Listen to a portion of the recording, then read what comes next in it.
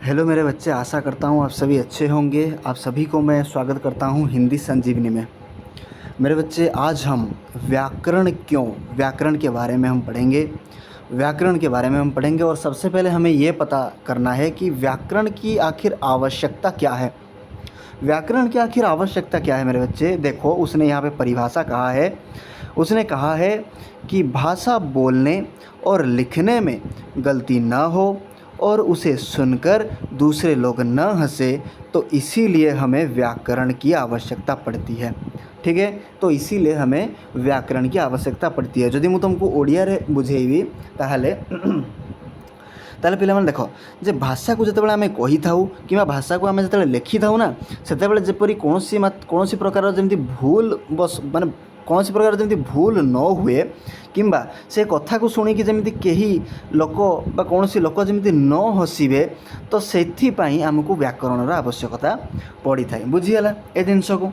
अच्छा, व्याकरण की ज़रूरत क्या है हमने ये पढ़ लिया। ठीक है, नेक्स्ट मेरे बच्चे देखते हैं। देखो, ये बात आपको समझनी पड़ेगी। जो भाषा है ना मेरे बच्चे, जो भाषा है उसे मेरे बच्चे बोली भी जाती है और मेरे बच्चे लिखी भी जाती है और लिखी भी जाती है। अच्छा, हम पहले क्या पढ़ेंगे? हम पहले पढ़ेंगे केवल भाषा को बोली जाती है। तो फर्स्ट हम क्या पढ़ेंगे? भाषा को बोली जाती है। ठीक है। अच्छा, देखो मेरे बच्चे, उसने कहा, यहाँ पे उसने परिभाषा दिया है कि हमारे मुंह से जो बातें निकलती हैं उनके सबसे छोटे खंड को ध्वनि कहते हैं। तो ध्वनि किसे कहते हैं मेरे बच्चे? जब हम हमारे मुंह से कोई बातें हम बोलते हैं, हमने कुछ भी बोल दिया और उस जो भी हमने बोला उसका जो छोटा खंड है उसे क्या कहा जाता है? ध्वनि कहा जाता है। माने पिला माने आमे जहाँ भी कही थाउ, आमे धर गोटे कथा आमे कहिले गोटे लोक को, तो सेठू जो सबुठू छोट खंडटा को आमे कौन बोली कही थाउ? ध्वनि बोली कही थाउ। हैला, देखो एग्जांपल देले तुम बुझी पारिबो। एगुडा को हैला गोटे गोटे ध्वनि पिला माने आ, घ, च, द, प, स, एगुड़ाक हूँ गोटे गोटे ध्वनि। बुझी होना नहीं? अच्छा, देख पिला माने जिते बड़े आम एगुड़ा को एत पर्यटन आम लेखिने, मन रख, आम एगुड़ा को एत पर्यटन लेखिने, आम केवल आम पार्टी आम कहूचे। बुझी होना नहीं? आ लेखिने पिला माने मन रख, लेखिने आम केवल पार्टी गुड़े कहूचे आ, जो आम कहूचे आ तो सहीटा गला ध्वनि। बुझी होना नहीं? जब भी हम किसी को बोलते हैं, अगर हमने बोल दिया ग, तो यही ग एक ध्वनि है। ठीक है, यही ग एक ध्वनि है। हमने कहा कि च, हम लिख नहीं रहे, हम सिर्फ बोल रहे हैं, मुंह से सिर्फ बोल रहे हैं, ये आपको याद रखनी है। तो हम बोल रहे हैं च, तो ये हो गया एक ध्वनि। ठीक है, ठीक उसी प्रकार आगे देखते हैं। ये क्वेश्चन सॉल्व करो मेरे बच्चे। उसने कहा कि भाषा के सबसे छोटे खंड को क्या कहते हैं? अभी मैंने पढ़ाया कि भाषा के सबसे छोटे खंड को क्या कहा जाता है मेरे बच्चे? ध्वनि कहा जाता है। क्या कहा जाता है? ध्वनि कहा जाता है। ठीक है, आगे पढ़ते हैं मेरे बच्चे। देखो, पहले हमने पढ़ा कि भाषा को बोली जाती है, पर हम दूसरे में हम पढ़ेंगे कि भाषा को लिखी भी जाती है। भाषा को लिखी भी जाती है मेरे बच्चे। भाषा को हम बोल भी सकते हैं और भाषा को हम लिख भी सकते हैं। हम कह रहे थे आ, हम कह रहे थे आ, हमने लिखा नहीं आ, हम कह रहे थे आ, तो आ बन गया मेरे बच्चे ध्वनि। तो आ बन गया मेरे बच्चे ध्वनि। पर अभी हम क्या कर रहे हैं? अभी हम इसे लिखेंगे। ठीक है, अभी हम इसे लिखेंगे, बोलेंगे नहीं, अभी हम उसे लिखेंगे। पहले हम बोल रहे थे, अब हम लिखेंगे। ठीक है, तो परिभाषा उसने क्या कहा? परिभाषा में उसने कहा कि ध्वनियों को लिखने के लिए जिन चिन्हों का प्रयोग किया जाता है उन्हें मेरे बच्चे क्या कहा जाता है? उन्हें वर्ण कहते हैं। उन्हें क्या कहा जाता है? वर्ण। यानी कि एग्जाम्पल देख लो मेरे बच्चे। पहले हम आ को बोल रहे थे, जब हम आ को बोल रहे थे तब ये ध्वनि हुआ करता था, पर अब हम आ को लिख रहे हैं। तो जब भी हम इसे लिखेंगे तो ये बन गया वर्ण। ठीक उसी प्रकार हम ग को लिखेंगे तो ये बन जाएगा वर्ण। हम च को लिखेंगे तो ये बन जाएगा वर्ण। तो ये भी उसी प्रकार वर्ण, वर्ण और ये भी वर्ण, ठीक है। पर हम जब उसे बोलते हैं तब वो ध्वनि होता है, जब हम उसे लिखते हैं तो वो मेरे बच्चे बन जाता है एक वर्ण, ठीक है। ये बात आपको याद रखनी है, ठीक है। अच्छा, जदि मु ओडिया कहबी ताले ध्वनि को आम जिते लेखि था, जेकोसी आम ध्वनि को जो लिखित रूप दे था सेते बेले ताहा वर्ण रे परिणत होई थाए बा आमे ताकू वर्ण बोली कही थाउ। बुझी होछि ना नहीं। अच्छा देखो आउ गोटे इम्पोर्टेंट नोट से कहला जे किसी भी भाषा के वर्ण के समूह को वर्णमाला कहते हैं। जेते बेले आमे बहुत गुड़ाक वर्ण को जेते बेले गुटे समान आम लिखिदबा, मिसेक जो आम लिखिदबा गोटे जगार जो आम लिखिदबा से गुड़ा को कौन बोली कहुच्छी, वर्णमाला बोली कहुच्छी। बुझी होछि ना नहीं। अच्छा क्वेश्चन एटी देला, देखो क्वेश्चन देला जे ध्वनियों को लिखने के लिए जिन चिन्हों का प्रयोग किया जाता है उससे क्या कहा जाता है। जब हम ध्वनियों को जब हम लिखते हैं, यानी कि आ हमने बोला पर अभी हम आ को लिख रहे हैं तो उसे क्या कहा जाता है, उसे मेरे बच्चे वर्ण कहा जाता है, ठीक है, वर्ण कहा जाता है। नेक्स्ट पढ़ो, उसने कहा कि वर्णों के समूह को क्या कहा जाता है। जब हम बहुत सारे वर्णों को एक साथ लिखते हैं, यानी कि वर्णों के समूह को क्या कहा जाता है, उसे मेरे बच्चे वर्णमाला कहा जाता है। और मैंने उसे अभी आपको बता दिया था, ठीक है।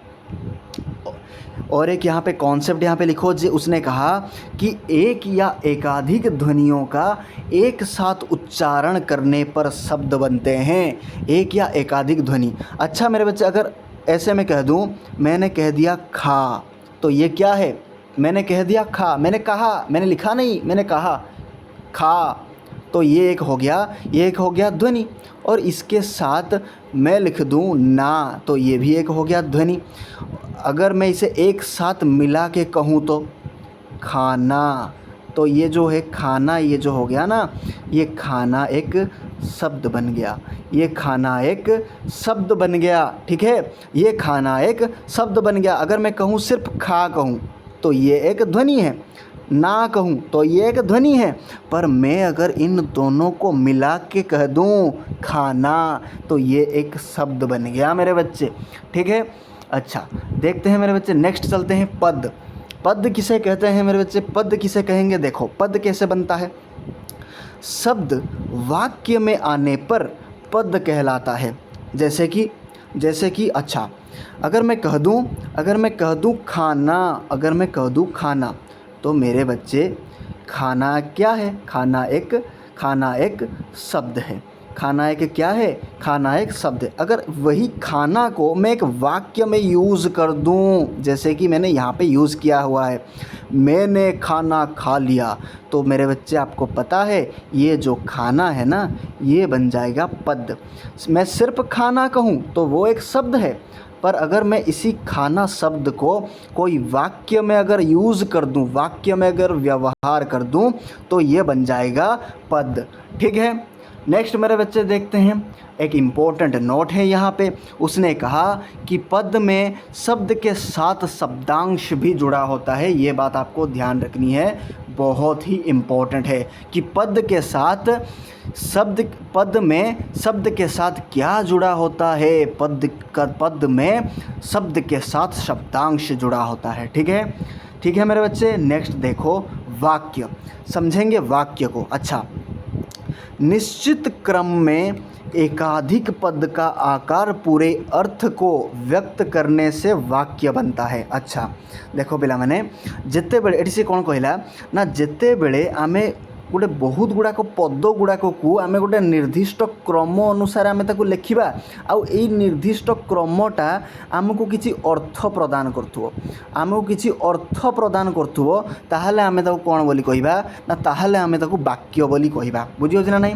जेमति कि एठी लेखा गला कोन ना, मेरा घर बहुत सुंदर है, तो मेरा एक पद है, घर एक पद है, बहुत एक पद है, सुंदर एक पद है। तो मेरे बच्चे यहाँ पे बहुत सारे पद हैं और उन पदों को एक क्रम अनुसार लिखा गया है। ठीक है, एक क्रम अनुसार लिखा गया है। और ये जो और मेरे बच्चे समझो बातों को। और ये जो पूरा का पूरा और ये जो पूरा का पूरा, एक मिनट, क्या हो रहा है भाई? हाँ हाँ, और ये जो पूरा का पूरा एक वाक्य है, वो वाक्य बना कैसे है? वो वाक्य ऐसे बना है कि हर एक पद को एक क्रम अनुसार लिखकर एक अर्थ प्रदान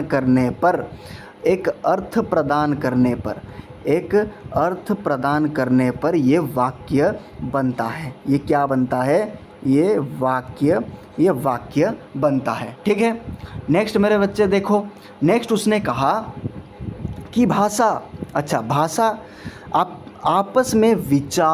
आपस में विचारों का आदान प्रदान करने के लिए हम भाषा में वाक्यों का ही प्रयोग करते हैं। अच्छा मेरे बच्चे, आप मुझे ये बताओ, जब हम कोई भाव का आदान प्रदान करते हैं या फिर हम हमारे कोई भी विचार का आदान प्रदान करते हैं, मान लो ये एक इंसान है और ये एक इंसान है, ठीक है, तो ये दोनों क्या करते हैं? ये दोनों अपने भावों का आदान प्रदान करते हैं। तो आदान प्रदान कैसे करेंगे? तो जाहिर सी बात है, आदान प्रदान तो भाई भाषा से ही करोगे। और भाषा कैसे बनाओगे?